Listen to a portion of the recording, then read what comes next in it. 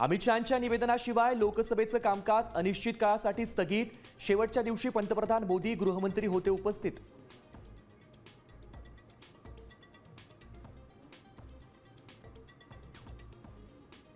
माझ्या भाषणानंतर भाजपकडून व्यासपीठाचं शुद्धीकरण. मल्लिकार्जुन खरगेंचा राज्यसभेत गंभीर आरोप. शुद्धीकरणात भाजपची लोक नव्हती, सरकार चौकशी करणार. नड्डांचं आश्वासन. राहुल गांधींच्या मानसिकतेत जिन्नांची आत्मा, तेच खरे वारसदार. भाजप खासदार निशिकांत दुबेंचं वादग्रस्त वक्तव्य.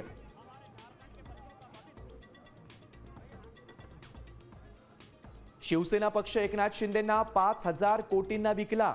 संजय राऊत यांचा मोठा दावा.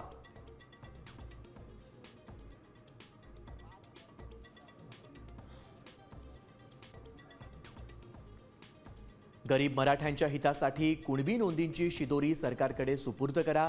जरांगे पाटील यांचं कोल्हापूर आणि सातारा राजघराण्यांना आवाहन.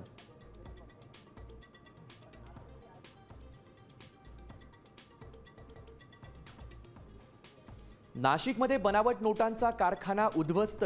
चलनी नोटा केमिकलमध्ये बुडवून तयार केल्या जात होत्या नोटा. 5 जणांना अटक.